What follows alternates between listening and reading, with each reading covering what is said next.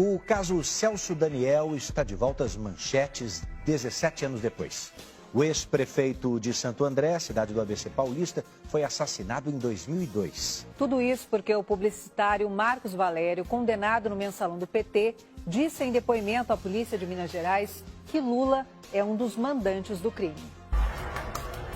Um publicitário que sacudiu a política brasileira em 2005, durante as denúncias do mensalão.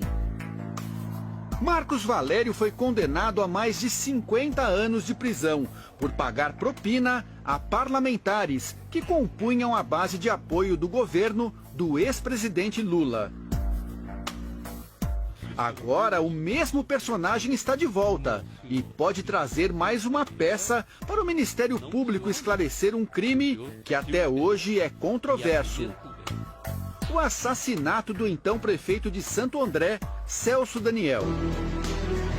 Em janeiro de 2002, Celso Daniel foi sequestrado depois de jantar na capital paulista, ao lado do empresário Sérgio Gomes da Silva, o Sombra.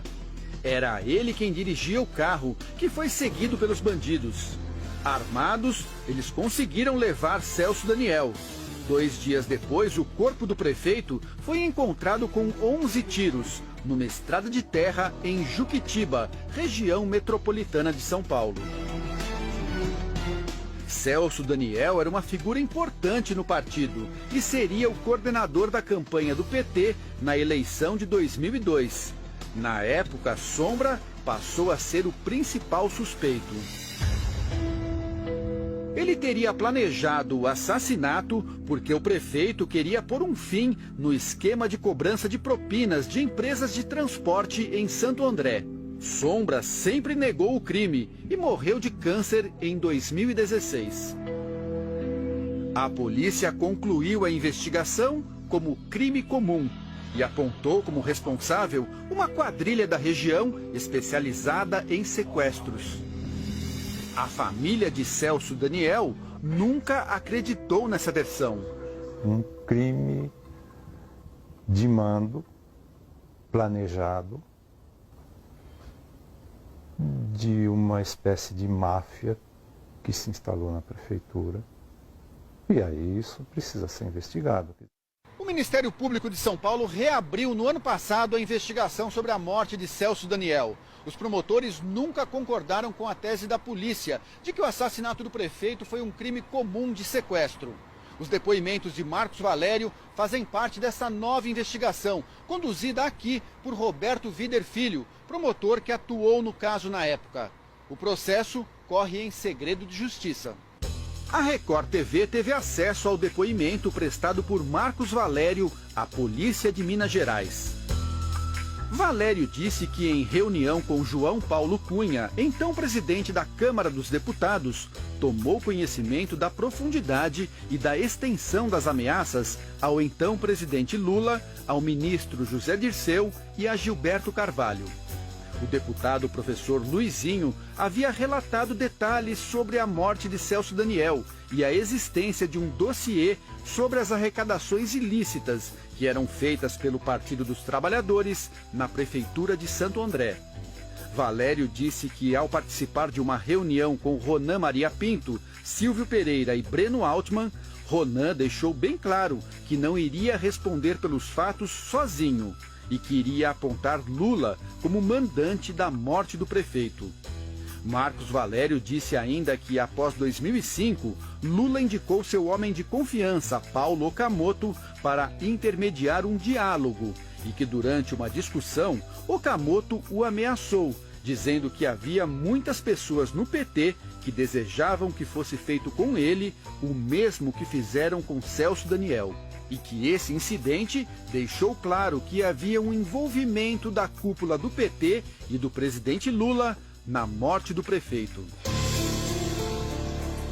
Em 2016, Marcos Valério já tinha falado sobre o caso Celso Daniel em depoimento à Justiça Federal do Paraná.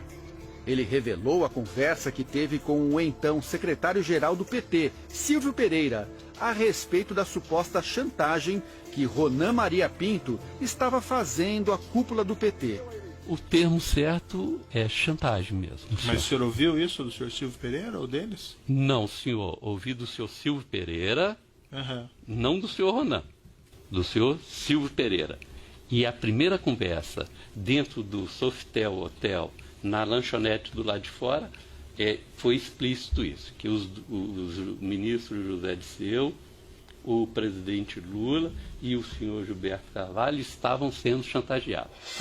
O empresário Ronan Maria Pinto foi preso em 2017 pelo envolvimento no esquema de corrupção do setor de transportes de Santo André.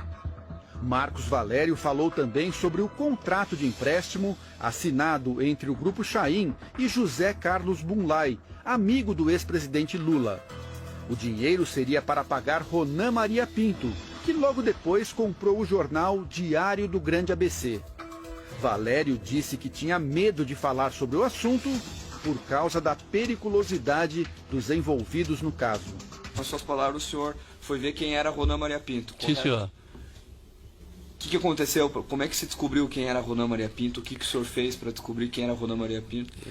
Excelência, o que eu descobri é muito sério e eu não queria me envolver. E vou pedir para não responder essa pergunta. Por quê? Porque é um assunto muito grave e eu não quero correr risco. O advogado de Ronan Maria Pinto disse que as declarações de Marcos Valério são falsas. Uma tentativa desesperada de conseguir uma colaboração premiada a qualquer custo e com qualquer informação, mesmo que não esteja sustentada por uma prova documental ou outras testemunhas que sustente. Em nota, o PT também afirmou que Marcos Valério mente. O ex-ministro Gilberto Carvalho diz que não conhece e nunca falou com Marcos Valério e que o mesmo vale para o ex-presidente Lula. E acrescenta: tomarei medidas judiciais para que o senhor Marcos Valério pague por mais este crime que cometeu. Também em nota, Paulo Okamoto disse que Marcos Valério repete declarações mentirosas e sem provas, que já foram investigadas e arquivadas pela Justiça. Para a família de Celso Daniel, a reabertura é motivo de esperança de que o caso finalmente tenha um ponto final. É um caso que a gente gostaria de ver elucidado. Essa sempre foi a batalha nossa, né? Que tudo fosse investigado, porque as circunstâncias foram sempre muito obscuras.